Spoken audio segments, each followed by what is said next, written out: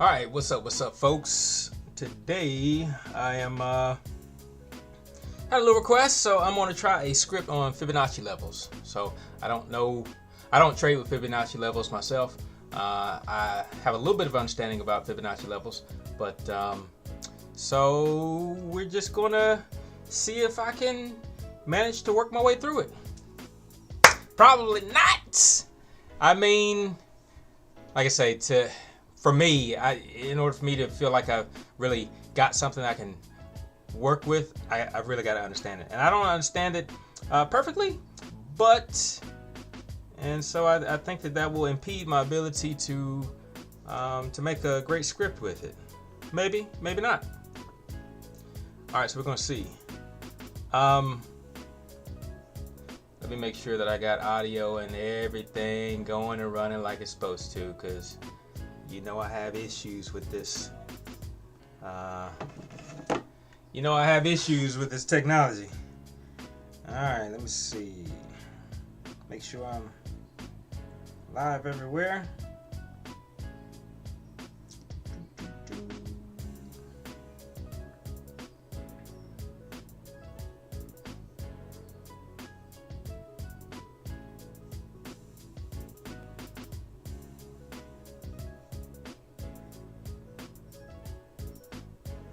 All right, so I think what I'm going to end up doing, I know that I can make the Fibonacci levels plot, but the thing about the Fibonacci levels, as I understand it, is the Fibonacci levels needs to reference multiple points. So, and then that is subjective.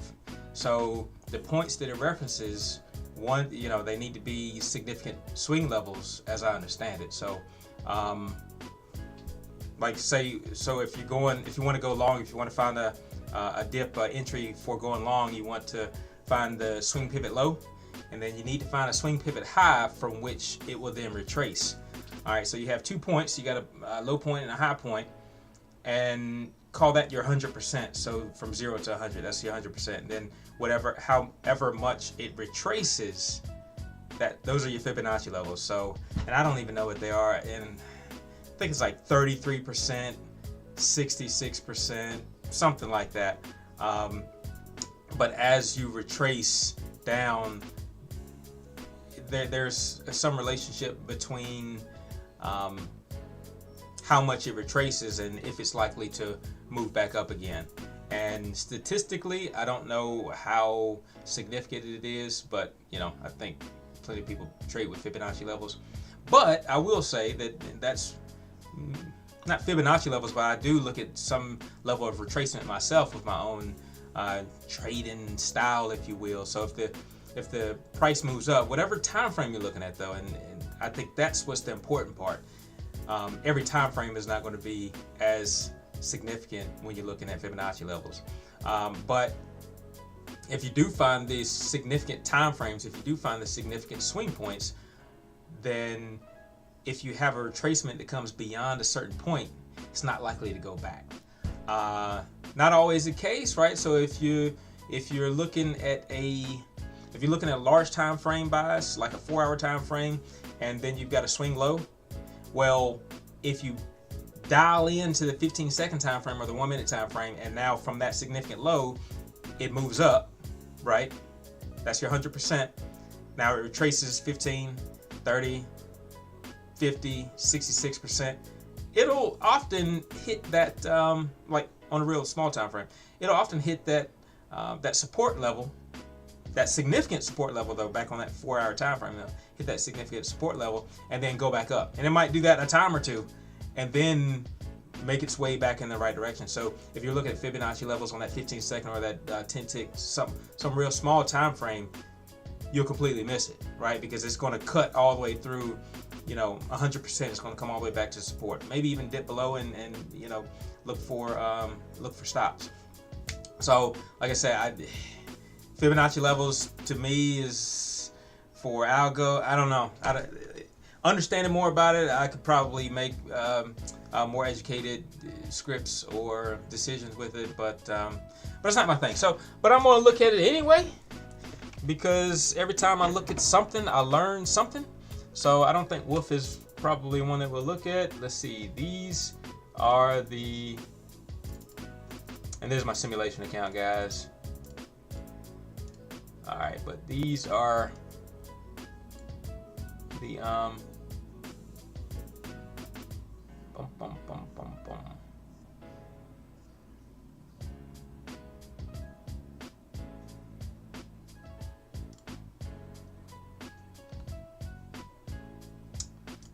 I'm trying to get the screen right so I can show you what happened from last week.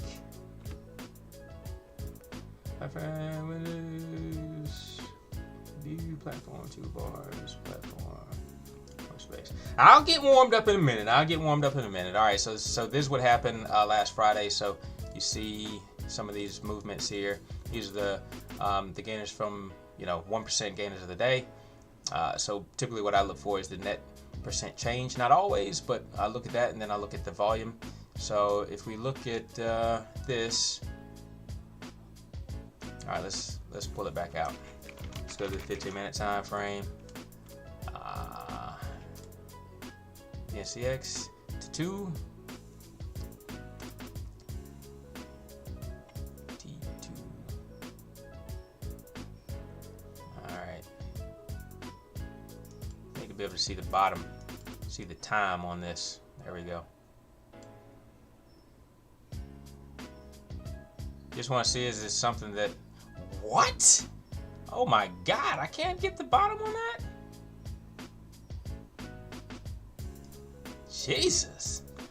All right, so yeah, let's look at this one. 1 minute time, 1 minute time frame. All right, we're gonna go back to the main screen here.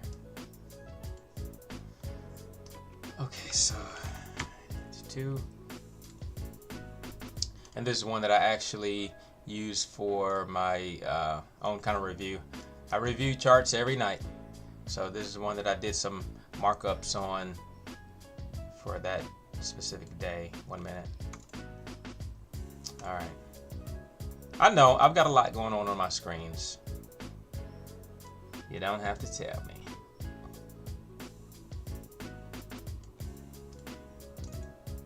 I'm gonna open this one up. And this is after hours. This is during the day, 15-second time frame. 1 o'clock. It's moving on up.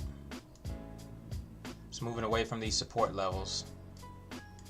Cutting through support levels. Okay.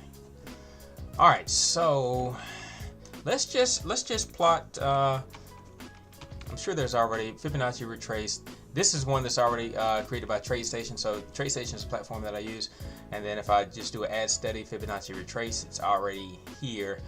But I have never used it. So let's see what it actually does.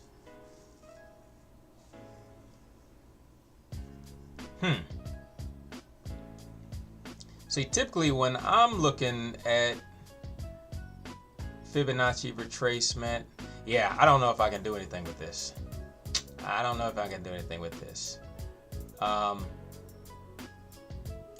So typically when I'm looking at Fibonacci retracement, I'm coming over something like regression channels. See, I don't even use Fibonacci retracement, so I actually have to add it to my toolbars. Commands, all commands. Fibonacci price extension lines, price retracement lines. Apply. What? Where to put it at? All right, I think I just clicked on it. Have to add it. So you go to Fibonacci retracement lines. You click on that. You you click left click and hold on it, and then you drag it to wherever you want it at. Okay. And then you hit apply. Then you and then you go to that. You left click that, and then so you start here, or let's. All right. So if we were to say that this was the significant move, right? So then we click the Fibonacci retracement. We start here, and I'm just saying that because this is for this day. I mean, you could start as low as here the previous day, or pre-hours, but start here and you go up to here to the top, and then you click that, and then like I said, it gives you the retracement. So at this point, this is 23% retracement. This point is 38% retracement, 50% retracement. And so I think as folks typically look at Fibonacci, they want to see that the price retraces anywhere from this 30 to 50% margin.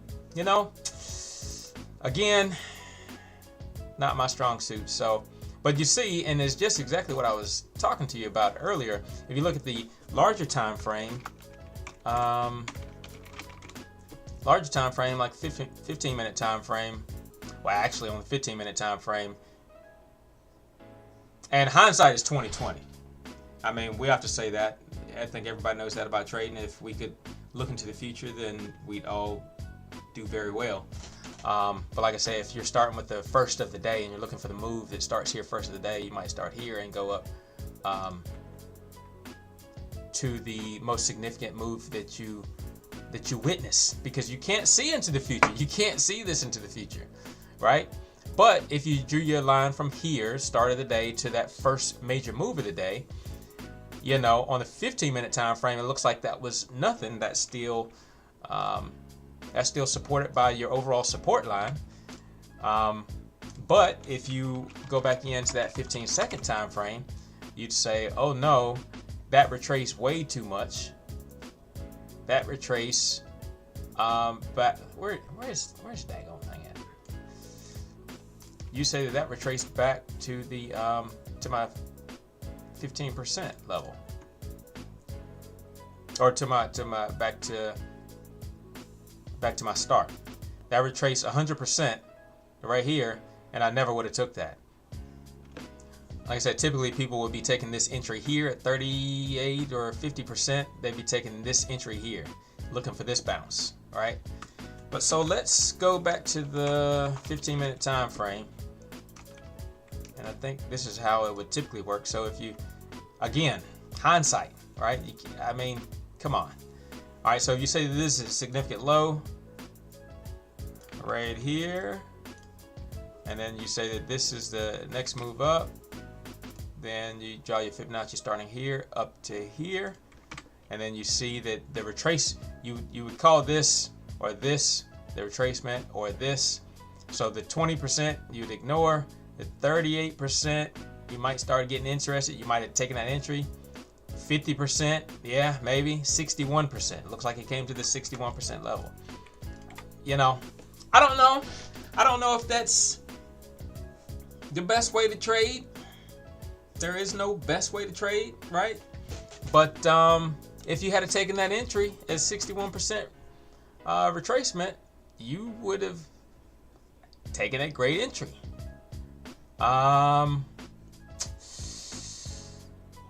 Yeah.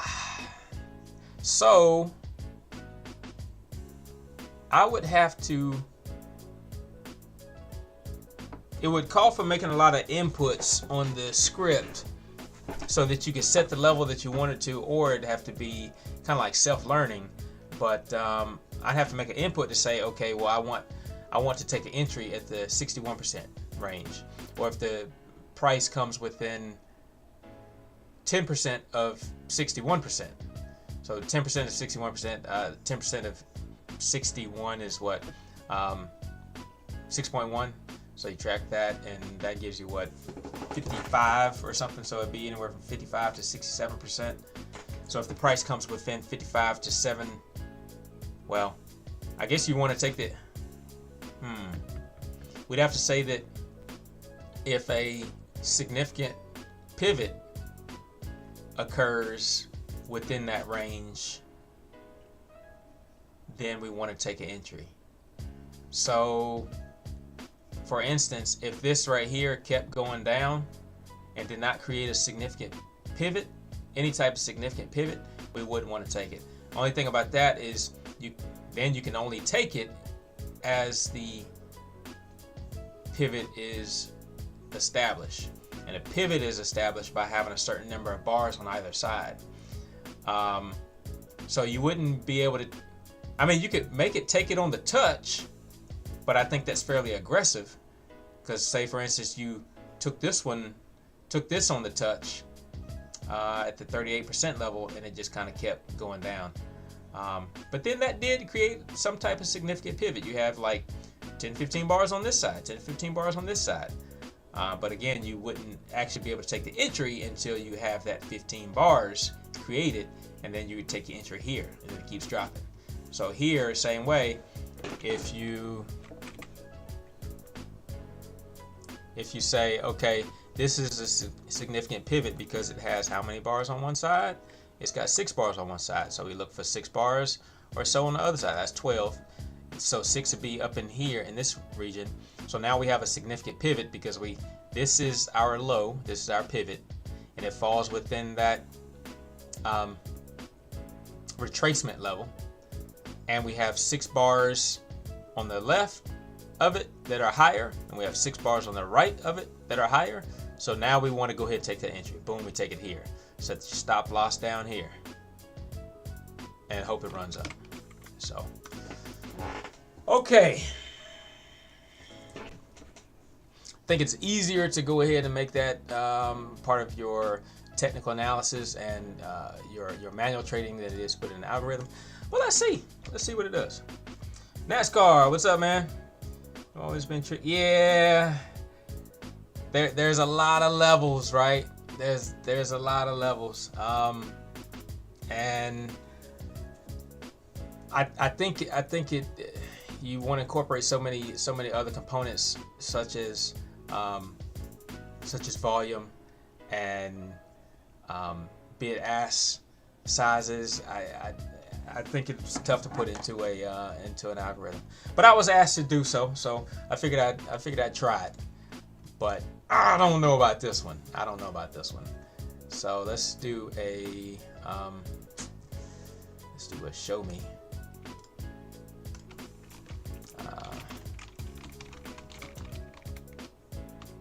Is it two ends? We'll just put fiat levels. All right. Let's see. Where do I want to put this at?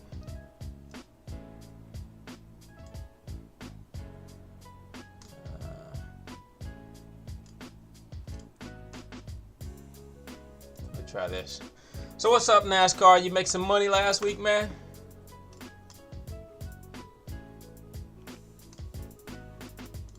Let's see. Is there even a function for Fibonacci, or do I'm thinking I'm gonna have to create it from scratch. Determine what my pivots are. I'm gonna start with that. I'm gonna try to determine what my pivots are on this one time frame. I could do it based on another time frame. But I'm gonna use this time frame, find out what my pivots are, and then just do some math and determine where my retracements are. And I'll try to make it draw a line on the chart. So let's delete this just to get some of these lines off of here. So like I said, we need to find. Let's see. Man, I haven't done this in a while. I'm a little bit rusty. Okay, so we gotta find a swing pivot low, swing low 20. I think we said let's try with 6. Well, let's just do. This should be swing level low plus. I'm gonna say 5. Okay, so the swing level. This number here is how many bars are on each side of your pivot. So I'm just going to say I want 8 bars to be on either side of the pivot, and then this number here says I'm looking back how many bars to find this level. I'm looking back that 8 bars plus 5. All right, so then what I want to do is I want to I'm just going to start with plot. I'll put plot 3 equals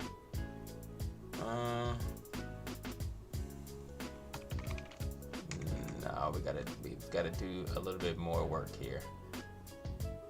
So value 2 equals swing low. Nope, value 2. So if swing low is greater than 0, then value 2 equals swing low, else value 2 equals value 2 of embargo. And when you're looking for these swing pivots, if it does not find a swing pivot, it returns the value of -1. If it does find a swing pivot, it returns that value. So we only want to find the swing pivots that have a positive value. So that's why I'm always wanting to know where the lowest point is. So that's why I create this this little line here. So for that, we're going to put value 2. And slow week, been on sideline. Yeah, that's exactly what I did last week. Small caps. Yeah, it's pumping down market. Yeah, that's a good idea. Now, to track that, are you using spreadsheets? What are you doing to track that, to truly keep track of it, or are you just kind of looking at it and keeping a mental note and then going on about your day? I actually started myself a spreadsheet at one time to keep track of certain types and lengths of moves, that kind of thing. And then I was also looking at if it gapped up 30%, how much did it continue the rest of the day? And I found more often than not that the higher it gaps up, the less it moves during the day. The less it gaps, from the close of the last day to the open, the more potential that it has. And I mean, that makes sense, right? Because if you were eyeing a car, Honda Accord, it's $15,000. It's $15,000 every day of the year. And then all of a sudden, you're like, you know what? I'm going to go ahead and buy the Honda. I've been eyeing it. I've been wanting it. Then you wake up one day and you're like, man, it's $30,000. Are you going to buy it, or are you going to just kind of sit back and wait a little bit? Now, you might go ahead and buy it because you figure that, all right, well, there's so much demand for it that I better just go ahead and get it now. Who knows where to go? But more often than not, I won't say investors, but folks who have long money, they're not going to buy it that high. They're going to wait. They're going to wait till it comes back down, because there's too much risk to the downside between that 15 that you know it's worth and that 30, which is kind of inflated for the day. So pre-market, yeah, there's a lot that happens with pre-market that all right, let's see what that looks like. Did I get a... All right, so I need to go and apply that to the chart. Oh, Excel spreadsheet, all right. Every 100% intraday gainer have been... Man, I'd like to see that spreadsheet, man. I'd like to see that spreadsheet. All right, so what do we do? Exclude. Fib. Yeah, you're a lot more... you're a lot more organized with this than I am at this point. Then that's awesome. Where is our trial fib levels? Is that it? Is that what we're doing? Yep. Okay. All right, give us something. There we go. Okay, so now we got our swing lows plotted. All right, so now it's about figuring out what's significant, right? Because all of them aren't significant.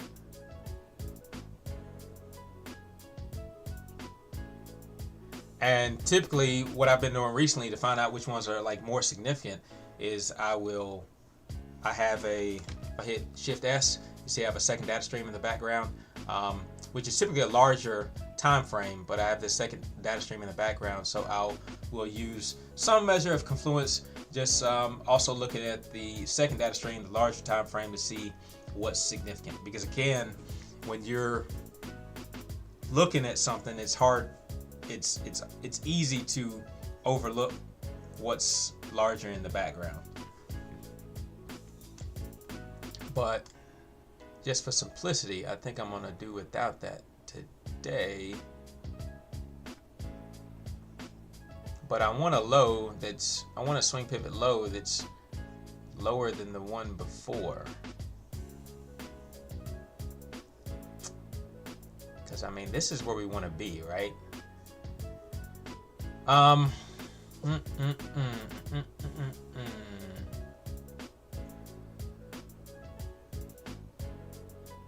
And the volume is much higher there than these.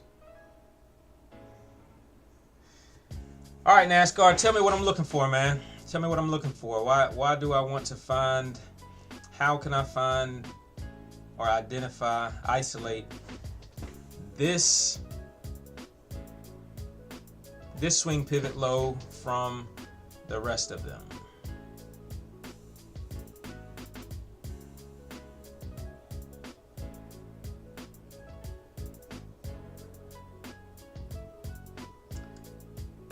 There was a significant drop, so, well, then there was also a significant drop. So one of the things I could look at is here. I mean, just looking at this ticker, this instrument alone, this drop from here to here is fairly significant. So from here to here, it dropped what, 12%? But on this, from this one to this one, dropped 15%, right? This one to this one dropped 8%. So I think it's worth noting that this drop is much higher, and over here these drops aren't as high. These drops are low. These are low drops right here, right?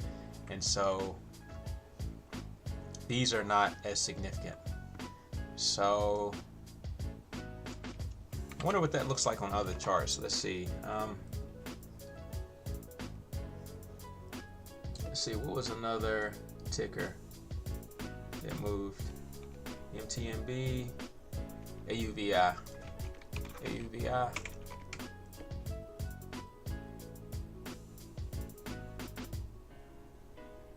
Yeah, see, this was a significant drop from here to here. And this looks like your low point, right? I mean, it's pretty steady across the board. This is your low point. It did do a little stop hunt, if you will. But again, this is very low liquidity here. So, you know, this isn't something I'd be interested in anyway. FOXO. Oh. Yeah, again, low liquidity. I was just curious if we do something like NVIDIA, what that looks like. All right. Oh man, look how significant this drop is from here all the way down. That's well, on this chart, 3.4%, but that's fairly significant for this chart. And all these other ones are moved up, but and then this drop from here to here, 1.5%. Okay. Ready to go back to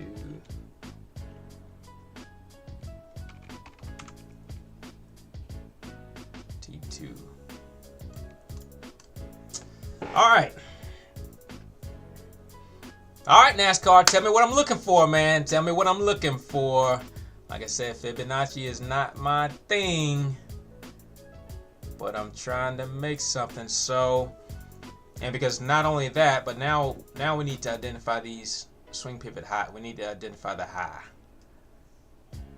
and that's where we're going to use those two values to create our retracement. This is the script here. This blue line, red line. This is the Fibonacci, the indicator that showed me that was already created by a TradeStation. This is this blue line, this red line.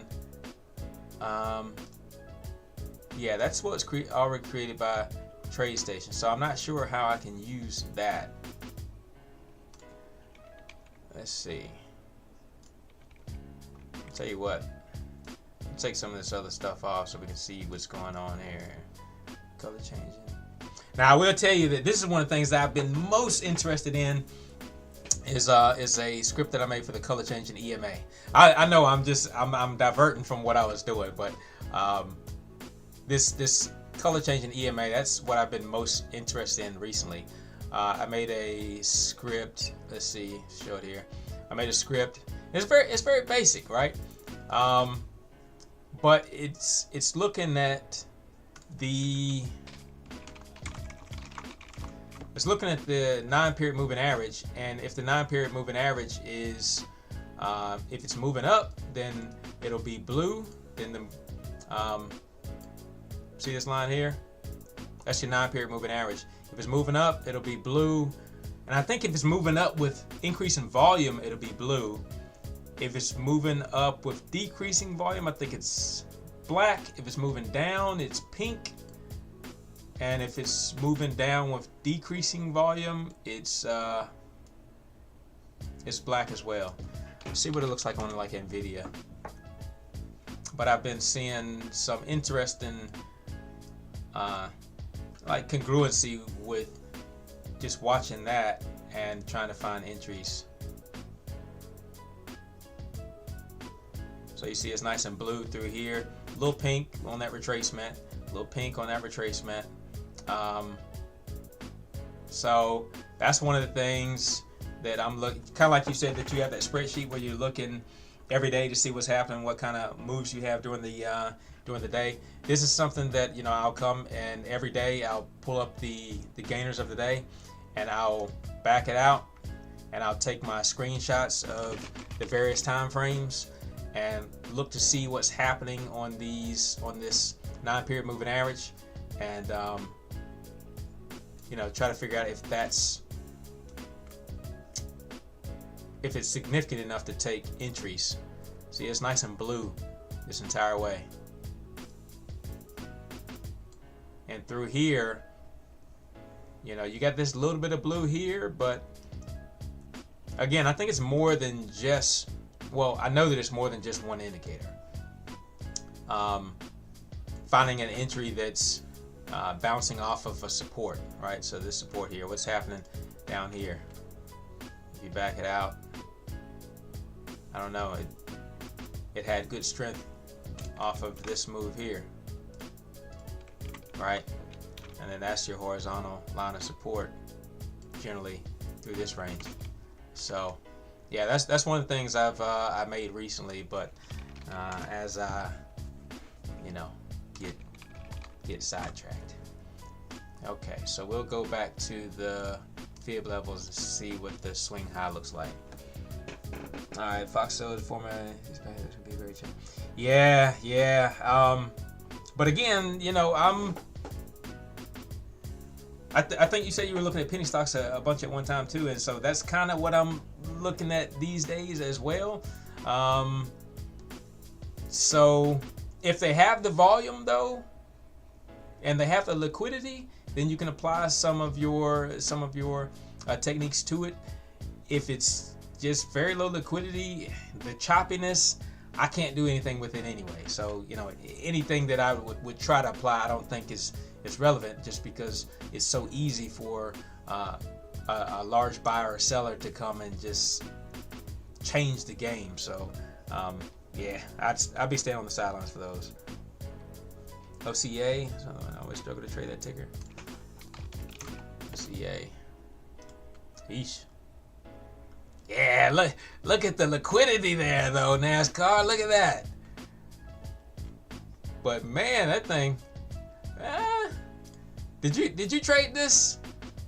Well, this is pre-market. Pre-market. It went up and then tanked. Yeah, so it was trying to grab some liquidity in pre-market for sure.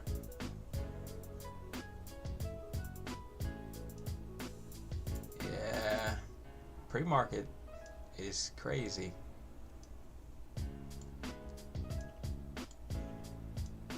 Kind of exponential like moves. All right, let's go back to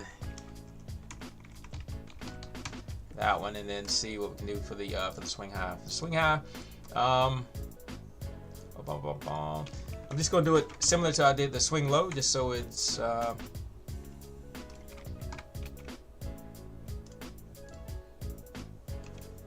right. So let's say if swing high level, swing high is greater than 0, then value 3 equals swing high, else value 3 equals value 3 of a bar go.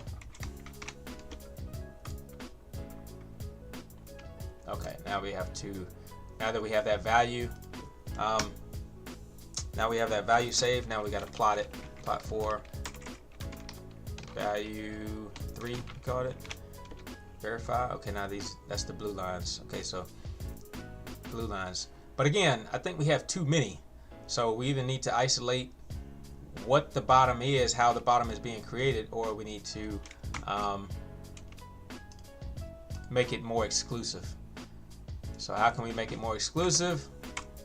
The problem with making it more exclusive, well, I guess it's not a big problem with Fibonacci levels, because again, as you find those pivot levels, you can't find those pivot levels until they've been defined by that number of bars on either side of the pivot.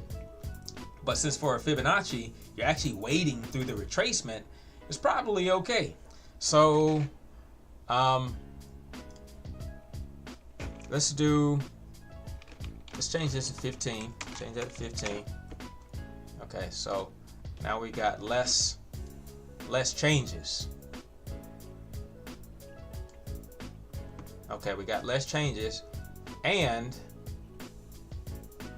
well, I was looking at this area. See how big this drop is from there to there?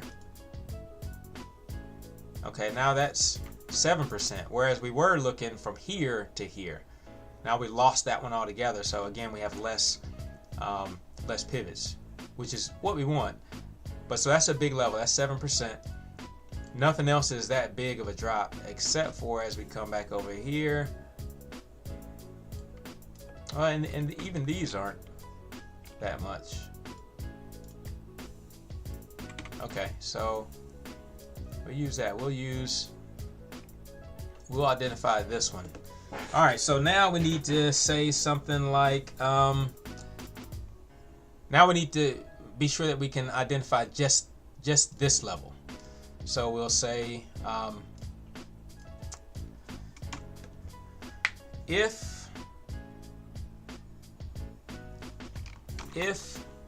value 3 of a bar go is less than, what do we say, 7%, and this would be where you do your input. You put an input up here so that you can change it on the fly, and or so that you can use that for optimization in a strategy analysis.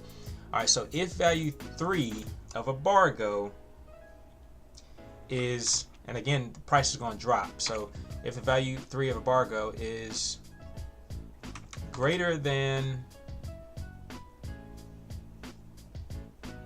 value 3, the current value 3, times, so it's going to be value 3, which is going to be 100%. And then we got to add that other 7%. So times, what is that? 107%, which is what, 1.07? Is that right? Check my math. All right, if that, then value 4,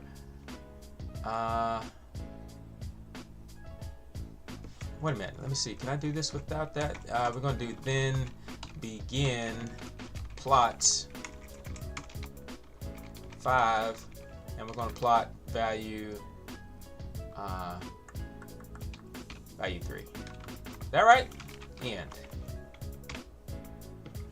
All right. Semicolon.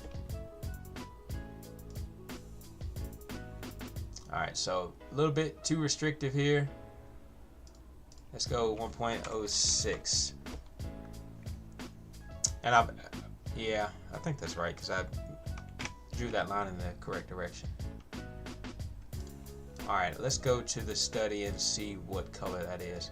Actually, what I'm gonna do is I'm gonna get rid of this, just to clean it up a little bit. It didn't show up. So if value 3 of 1 bar go, now that's because value 3 is our high. Value 3 is our high, all right? And anytime you put these double backslashes, it actually mutes what you write, so it won't show up in the code. All right, so this is our low. This is our swing low. This is our swing high. All right, so this needs to be the swing low, which is 2. All right, perfect. All right, so we got that red dot right there. That indicates that for a swing low of 15 bar strength, we have a drop greater than 6% here, greater than 7%. Let's see if we have that, because back here we had another area of interest, which it may have put a dot on, and it didn't. Good. So, okay, we got a dot there, but man, if you take that entry, that's a good move too, right? Some of the times I amaze myself with writing these codes, man, and then I'm like, there's the money, you know? But gosh, how do you really implement that on a daily basis and make it work? All right, so just as interesting as this is, and honestly, I'm just so intrigued by those 2 dots that I probably won't even finish the rest of the Fibonacci strategy. I will just use these dots and manually trade. So when I see these dots come up, I'll be like, boom, Eric, take an entry. Something like that, you know, if some other criteria are met, right? And then make this your stop loss. All right, so another thing that I want to do, and one of the things I've been working on recently in the last week or two, is making trend lines. So I'm going to go ahead and make a trend line out of this. And this is more difficult than it might seem like it should be, but I'm going to do it. It's going to be a bunch of copy and paste too, though. So, all right, let's see. So to make this a line straight across, because then once you have a line straight across like that, you can do other stuff with it. You can set alerts for it. You can make triggers. That's pretty much how I came up with these lines here. These swing pivots, these swing supports, right? So here I found a swing support. It was created, I guess, from this area, and it plotted this line here. I've locked it, but then look, when the price returned back to that level, it was significant enough. Boom, bounced once, boom, bounced twice. Here it looks like it created a rejection. So will it bounce here again for the open of the next market? Maybe, maybe not. I don't know. But so I'm making these trend lines useful. All right, but in order to make a trend line, you have to employ some other measures. All right, let's see what you got. But it originally dipped off the PR. PR. What PR, man? What's PR stand for? What's PR stand for in NASCAR?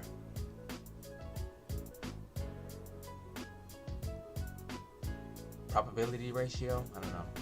What's PR stand for? And I assume you're talking about the red dots, right? Because this line here is the -2 standard deviation of the VWAP. That's what this line here is. So, not sure what PR means. All right, let me know what PR means. Okay. Press release. Yeah, and then that's tricky, right? Because then that's news, and you know,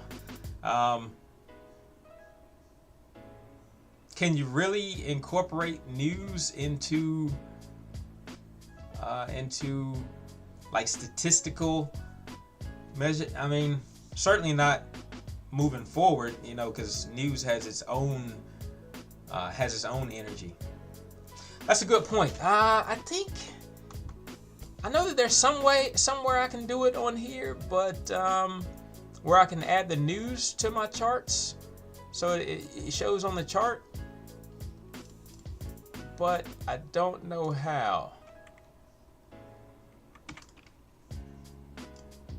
Let's see, because I'm curious of where those news releases were in relation to those dots. What are you looking on? What platform are you looking on where you were able to find it that quickly? Yeah, what hours work best off News Catalyst? But so did the News Catalyst, was the press release both here? 12 o'clock on the 5th? Was it both there and over at 10 o'clock on October 2nd? So October 2nd, October the 5th. Let's see.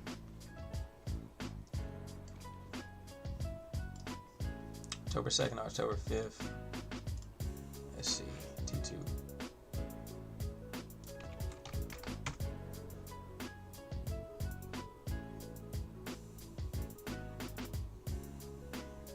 I thought I added news. T2.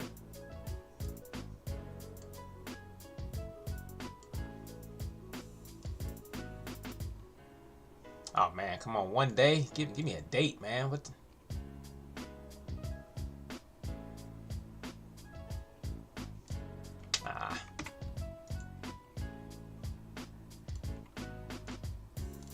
Date and time.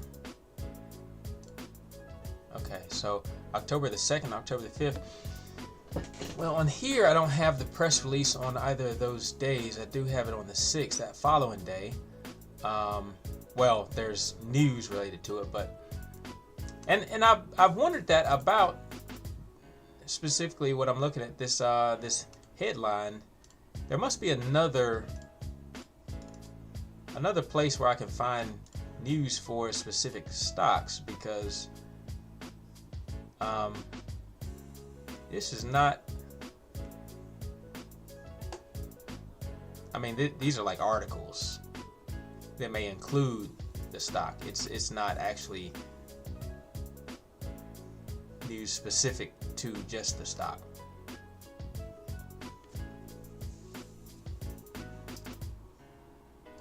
Settings, data. Yeah, and honestly, that's one of the things that I have on my agenda for the next couple of weeks is when I told you about the group that I've been kind of hanging on to, looking at and trading with. And I've been doing pretty well with just trading technical analysis and just kind of getting in and out pre-market. And so, honestly, I said I was doing too well that I needed to take a step back and make sure that I was actually disciplined and following, my strategies and my protocols, because I found myself getting a little bit unwound. So. But one of the things I realized that, and I'm not using like the levels that they're talking about while they're trading and everything, but I'm mostly just looking at the stocks that they're trading. And so whatever strategy or technical analysis I'm employing for the stocks that they're trading is working. I just need to figure out what those stocks are as or when or before they figure them out. And then I can be more independent, right? So figuring out this whole news portion and this catalyst portion is a part of my agenda for the next couple weeks. So, but this ain't it. This ain't it. It's something. There's got to be something else other than this, because like even if I type in Nvidia, like they gotta have more going on than this.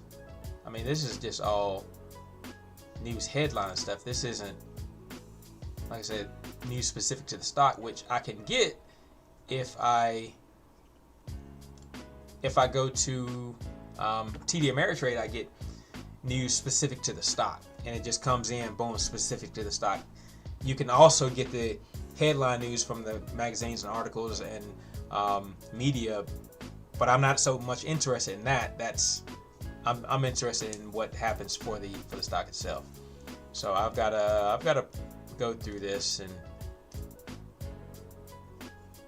see if I can figure out how to make that work. But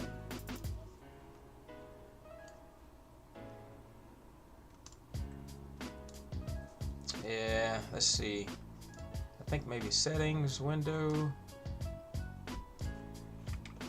Nope, it's somewhere where you can turn on like showing news alerts, news.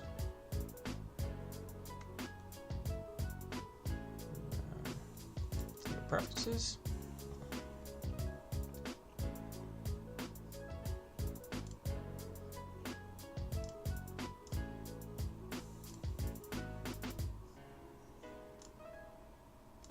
Yeah, I don't see it, so I have to play with that later. All right, let's see. Yeah, TD Ameritrade. Yeah, the news.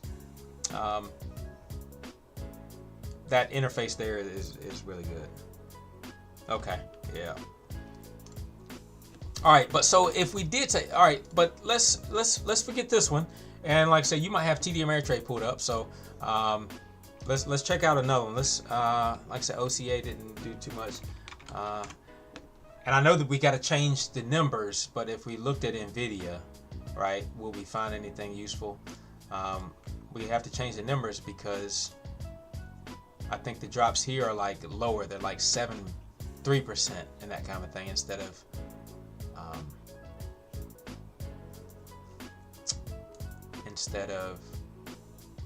6%. So the thing here is once we change to another chart, we both have to change the swing number, and we have to change the drop number, which gets tricky. And like I said, unless you're doing a strategy optimization, then you know it's just kind of a lot of playing with numbers. But if I just change that number to 3%,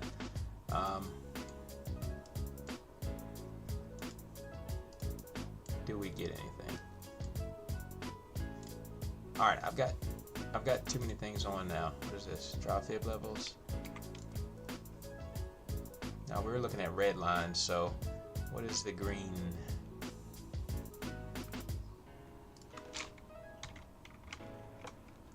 Okay, that's the green.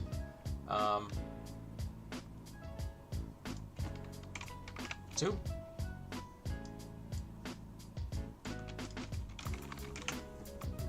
If we look at a 1 minute time frame, were we on the 15-minute time frame with T2? Yeah, we were. All right, so for the 15-minute time frame for T2, TTOO, if we apply that same kind of a methodology to Nvidia, we got something to work. Let's go back instead of just 10 days or so. Let's go back. Let's go back 30 days and see how many times it pulls a good entry. Wow, that one is way. How is that one way? Okay, because it's dropping so hard. All right, so you see there how it doesn't work very well. Low.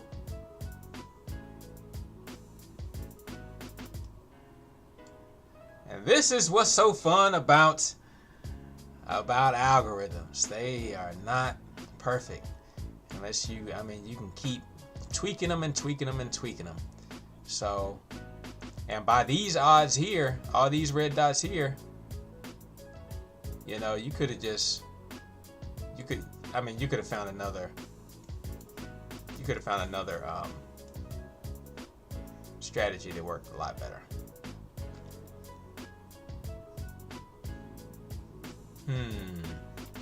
Let's see. Here it's under the 200 EMA. Here it's under the 200 EMA.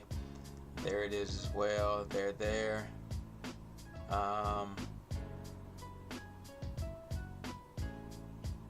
Why is this one lit up? Because that's not even. Okay. I think we need to go higher on this one. So I put T. And kind of like you do with the spreadsheets, you kind of keep track of what goes on. Like when I have certain strategies or show me's indicators that I'm employing. I also put a note in the coding language. I put notes about what works better, right? And so I was putting this in a spreadsheet as well, but yeah, as long as you track it somewhere, right? So T2 was 15, 15, and then 1.06 I think we did. So here I'll do NVIDIA. I'm just curious if we change this to something a little larger, some larger cap stock.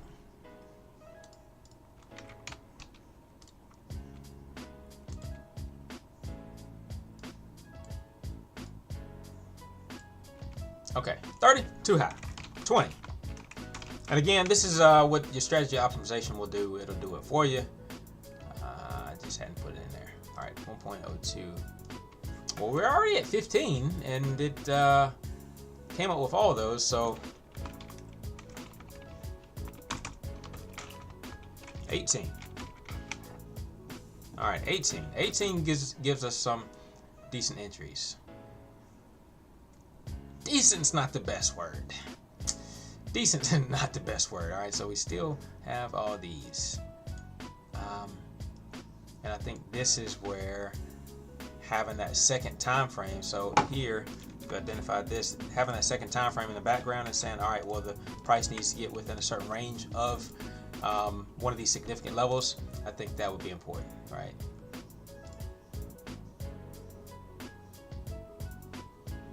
Or, yeah. Okay. All right, so 15-minute time frame. Let's do a 30-minute time frame.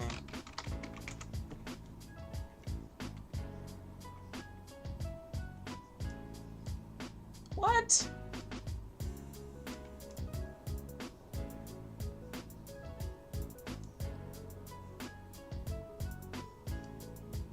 All right, again, I've been doing, different analysis on this chart throughout the days and weeks, so some of this is running together. All right, but on the 15-minute time frame, which is what we were talking about, I thought it didn't look this good because we've just got one entry here. I thought we had multiple entries. I mean, that one entry looks good. And again, you don't need to trade multiple times. You just need to trade with high accuracy. No. I think we went to a larger. Yeah, we went to 30 days. Is how we saw that. Okay, yeah, we went to 30 days. So this might be where I would put in. You see what's going on here? We see that dot comes as the 200 period moving average is moving up. That's right? So instead of taking these entries where the 200 period moving average is moving down, this one is moving down, and or it's moving down significantly too, right? Like this 200 period moving average, if we look at that angle there, that angle is significant, right? So 1.44%. The grade, right? The grade is fairly steep. So, and this is what I was doing, what I was telling you with the 9-period moving average, the color changing EMA, is we could do something as simple as saying that if we have the swing period and the 200 period moving average is positive, it's moving up, then we plot it, right? So if the value of 3, if that why do I have the value of 3? I thought we changed that.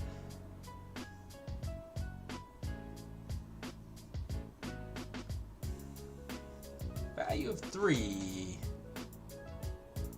Yeah, that's the swing high. All right, what's going on here? Value of 2. All right.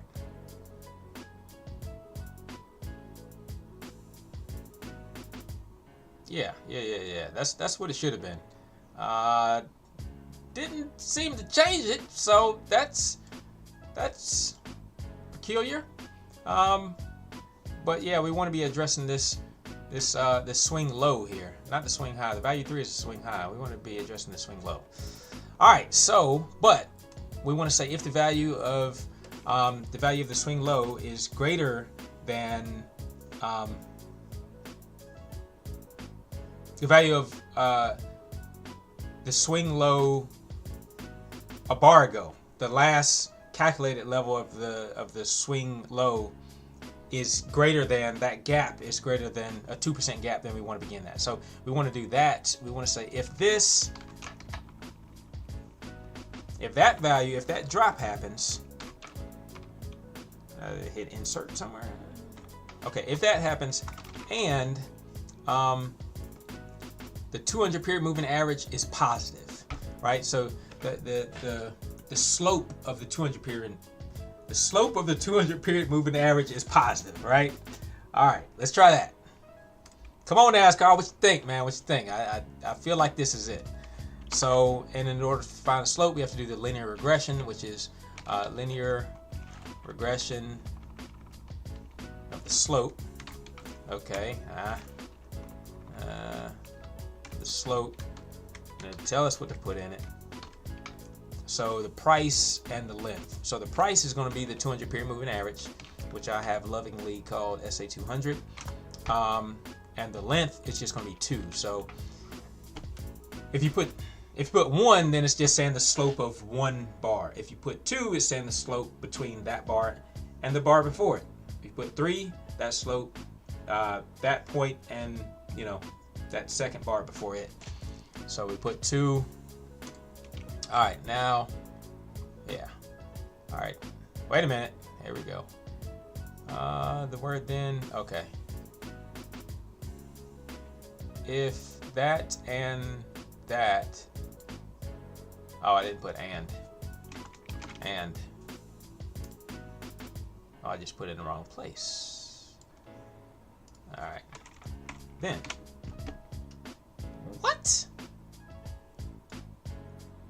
I found this before, and I don't exactly know what it means, but essentially I just have to, like when I'm trying to find conditional statements, I can't put calculations within it. I don't know. I haven't figured out exactly why it won't work, but it won't. So we've got to make this another value. So we've got to say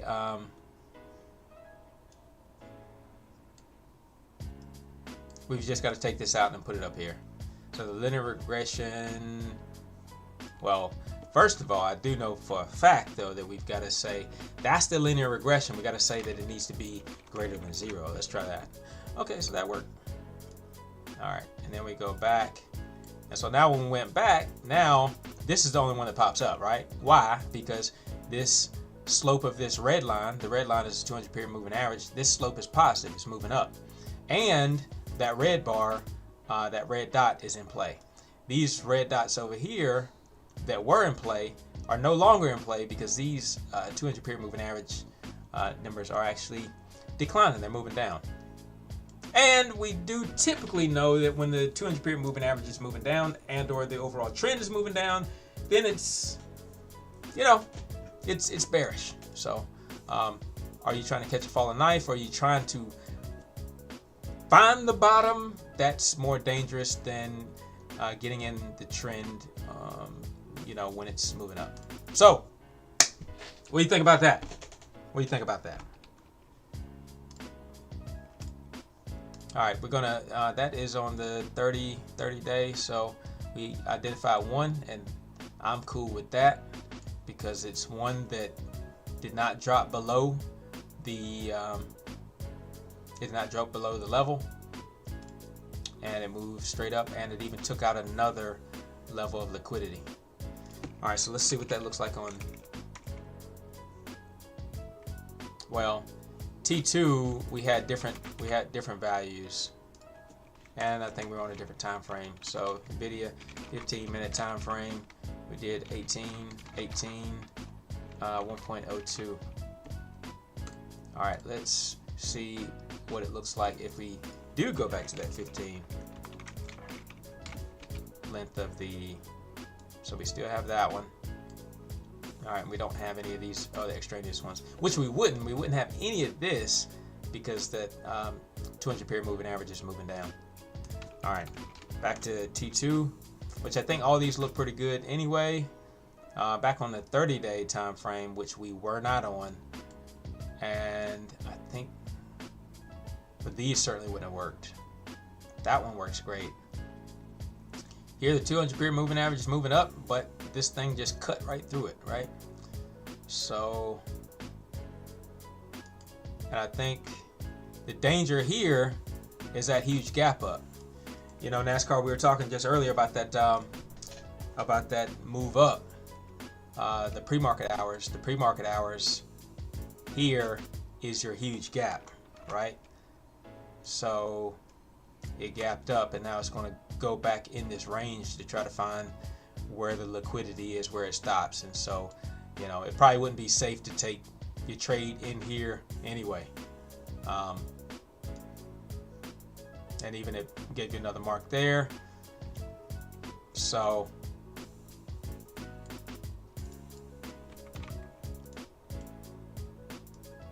all right, so if you were to use that number, yeah, these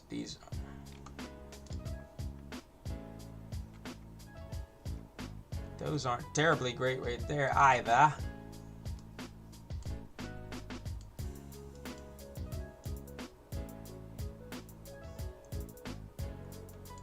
Okay, but the 200 period moving average is moving up.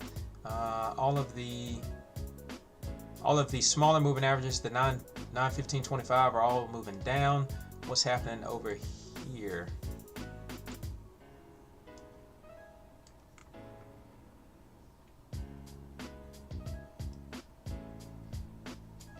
Yeah, I liked what it did on that other time frame, but on this time frame, it's crap. 15, 1.06. Oh, we had a 1.06 drop on this one. All right. So even when we put the 1.06 in, we still get these two guys. But again, those are in that gap range, so wouldn't be advisable to take those anyway. And then we don't get any of the other ones. Remember, we had gotten the one if we didn't have this linear regression condition in there. We should have got one.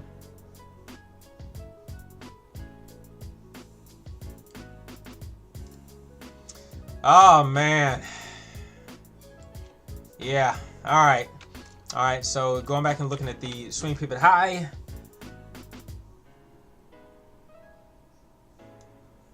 But again, in order to create a great Fibonacci, you have to have the significant swing low and the significant swing high, which there's just so many other factors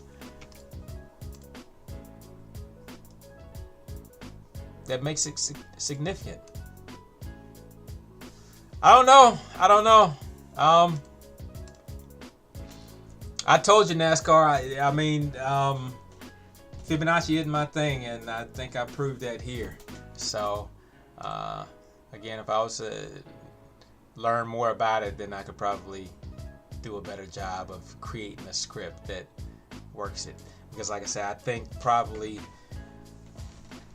referencing the other data stream, the larger time frame within this would make more sense. So I did not come through on this one. Dang, that sucks. Well, I'll probably play with it again because I hate not being able to figure something out, man. I really do.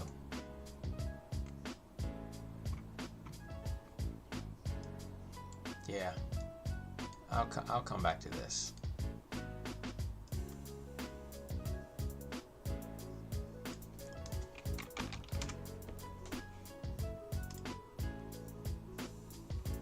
There's the swing highs. There's the swing lows.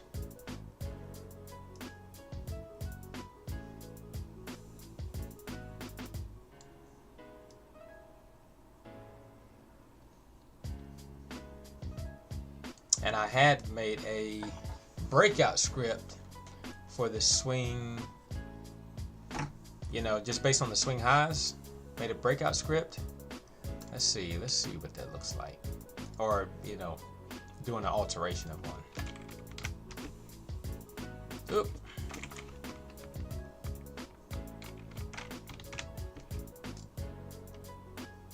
So when you get these significant swing highs, if you were to take the entry as it broke above it, break, and stopped out.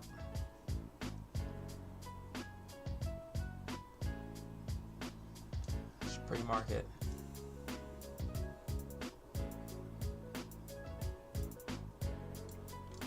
Yeah. Okay, well, that's all my brain can work on today, because I'm really still thinking about those Fibonacci levels, and I actually won't be able to move forward until I figure that out. However, that is going to take a lot more just kind of sitting here and looking, and some coffee breaks and just meditating on it, and then it'll come to me. Yeah. But I won't take your time on that though. If you have a NASCAR, if you got another strategy or something you want me to look at, then let me know. Let me know. We'll work on it together. You have anything that you kind of are thinking about already that you are wanting to kind of employ or do a back test on? I'll see if I can put it together. Put something together. This is the, yeah, that's the Fibonacci lines right there. Tell you what.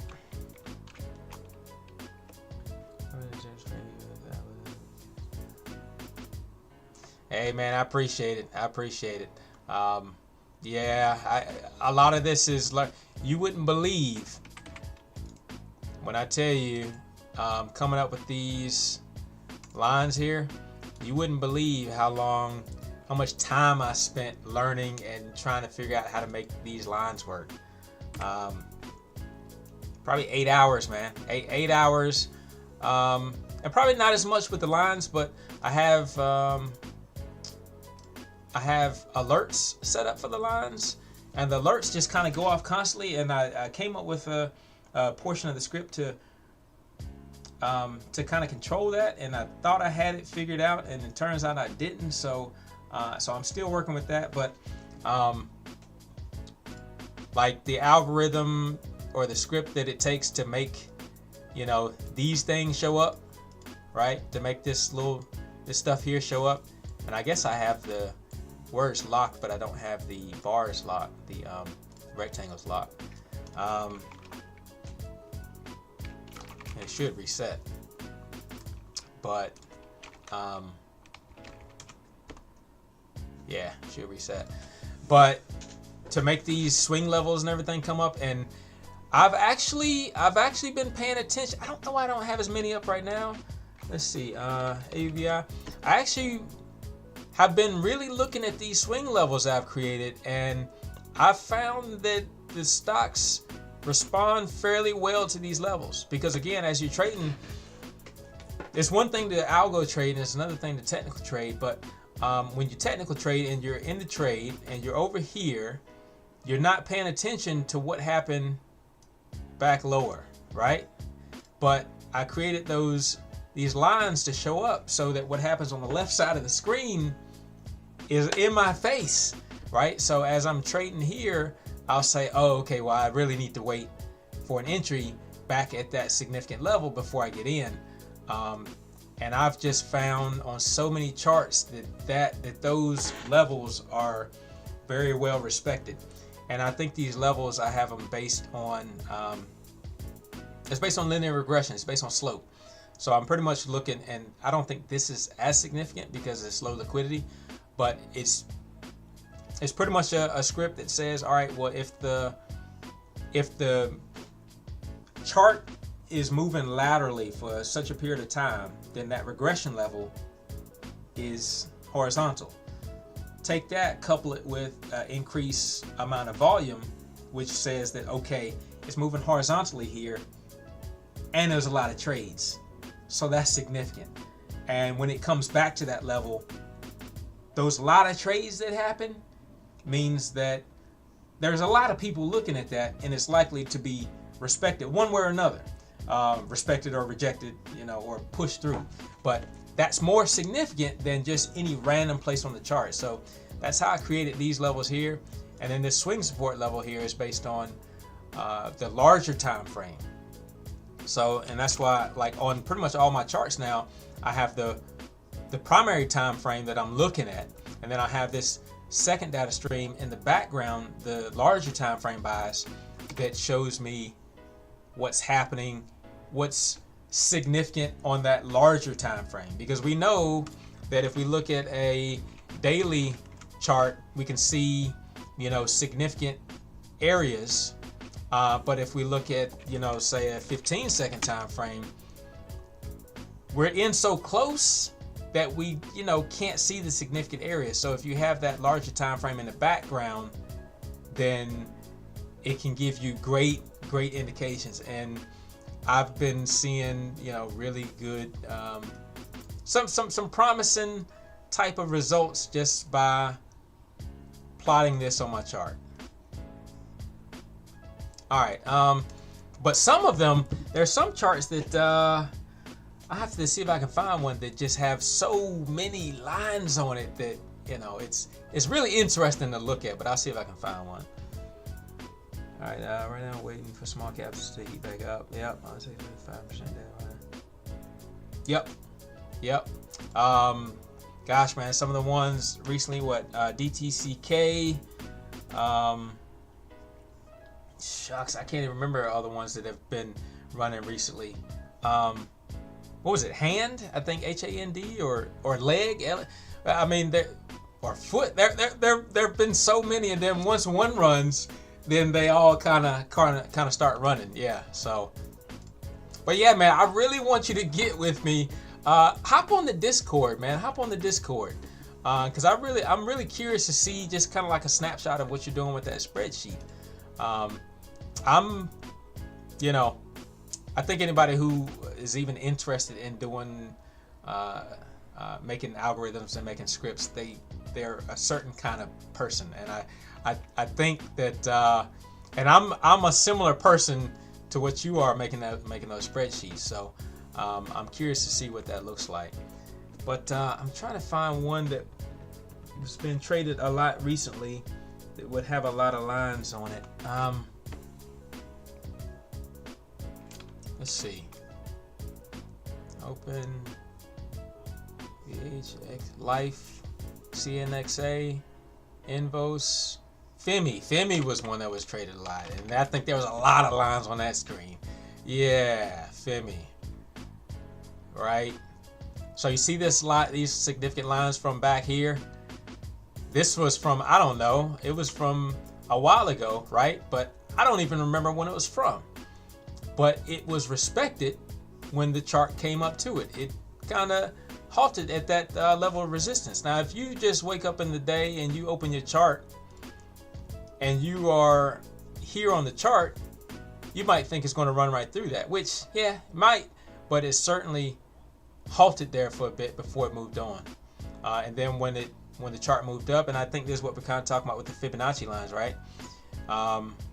If we put the Fibonacci here up to here, then it retraced down to this 50% mark and then moved up. But it didn't move up significantly. I mean, it moved up a little bit back to that 23% line, but I mean, is that enough for you to really get into a trade? And then if you get in there, where are you putting your stop loss? Are you putting your stop loss at 61%? Or, so like I said, I don't know enough about Fibonacci lines to really make an algorithm for it, but I'm always willing to try something. But if we take that back off, like I said, you get that it came back to this general line here before it moved up. So I just think it's really interesting to plot those lines out. MSS. Let's see, was an IPO that ran from. Oh, I missed that. I missed MSS.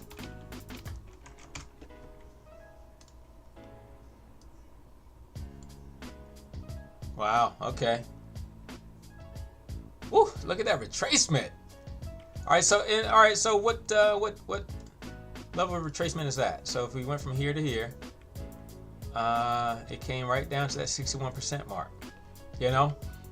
But and like I said, I don't know who trades Fibonacci, but do you enter on the touch, or I mean that touch also was in the relative range, right? That of this here, right?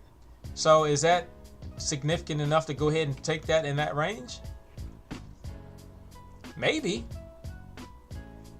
And I'm curious, you know, I was telling you about the 9-period moving average that I have. What does that look like? All right, so here was blue, and then here was pink, and that's what I'm trying to figure out. I think part of my strategy that I'm trying to figure out with this color change at EMA is on the larger time frame. Something's got to be happening on the larger time frame for me to then take this pink, because I don't want to take it blue unless I'm doing like a true scalp. I don't want to take an entry when the 9-period moving average here is blue, because it's got to pull back, right? So do you take it when it's pink? You take it in this pullback range, right? Here is blue, but you still got to wait for pullbacks. So I've got to figure out how to trade this this color change in EMA that I made, or maybe make some other colors to make it more significant. But if we pull the, let's pull the 5-minute bar. Let's take that to the scale. We're going to take that on the second axis.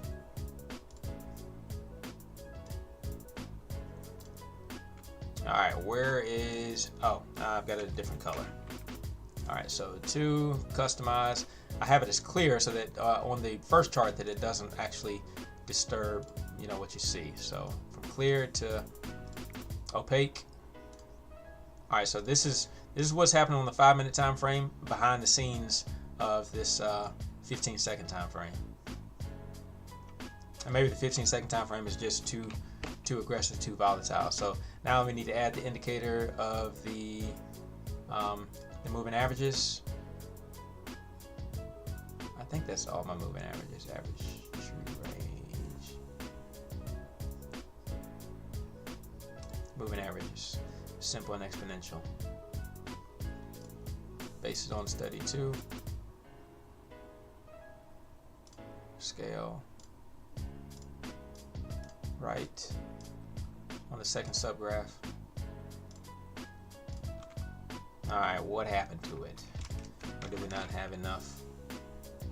Instead of one day, it needs to be multiple days back, because you have to have a certain number of days in order to start even having moving averages.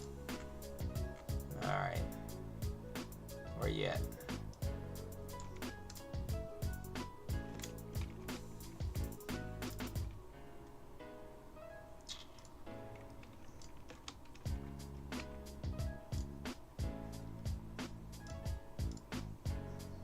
It's on data 2, subgraph 2.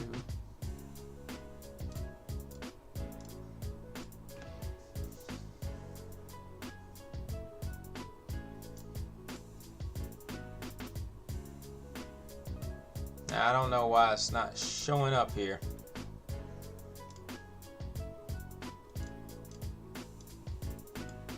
Because usually what I'm doing is I'm putting it under the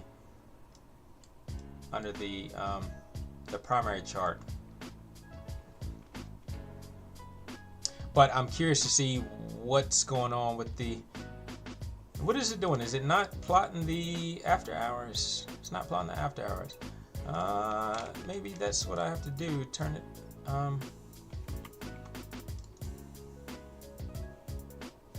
session hours. Okay, there we go. All right. And so again, you know, down here, this starts here because you have to have so many bars in order to start getting a 200 period moving average. You have to have at least 200 bars to get a 200 period moving average. So all of the indicators start here at the 200 bar mark.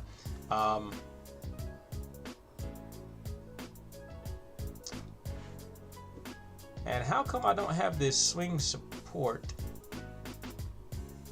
here? But you can see here that the swing support on this bottom for the 5-minute time frame is showing that this level here, swing support, is referencing this bar here, which is around 830. And so we say that 830 up here, 830 is significant, or wherever the top of that was.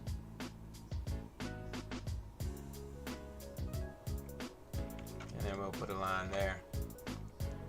And then it came back to it, and then it rejected. And that's what I'm saying about using the larger time frame to identify what's actually more significant. Let's see, I'm gonna run this back like 30 days, which I think we lose our value because, or if it's lower liquidity, we lose value in some of these lines.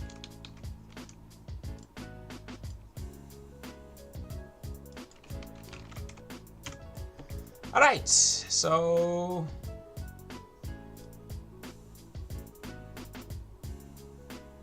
that 30 days? It's not 30 days. Well, it might be 30 days. So yeah, you said it was a new IPO. Yeah, it's a new IPO, so it's not going to have that much data. So if it started on that day on 10/5, then it's not going to have enough data to really generate 200 period moving averages for multiple time frames, larger time frames. Certainly on the smaller time frames, it doesn't take that long to get 200 periods, but on a larger time frame like 5-minute, 15-minute, now we're starting to see what these significant levels are. Now we finally, on October 6th, now we finally have 200 bars on the 5-minute time frame so that we can get a significant, well, we're getting the moving averages show up. So now we're looking to see what the significant swing levels are. And it decided that there was one in here, right? So, yeah, and that's what I was telling you, right? And then it bounced here. That's what I was telling you, is that I'm seeing that these lines that I'm able to create with the algorithms are almost more valuable to me, maybe, than the algorithms. I still like the algorithms and making the scripts, and this is a part of it. But automated trading versus like a kind of a hybrid trading, I think I'm kind of leaning more toward hybrid trading with being able to see this grid up here and being able to see these lines show up, that kind of thing. So MSS, huh?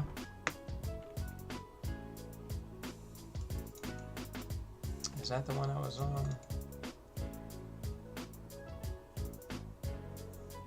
This is the one. Okay. Yeah. And so then you say, all right, well, what does it show for the next day? Well, it doesn't really seem to have, still in this level. So then you say, okay, well, you want price to break over 784-ish before it is significant enough to continue on. And look at that, though. Look at that. So we said what, 784, 785? It's a significant level. We determined that back here. And then our price moved right up to it.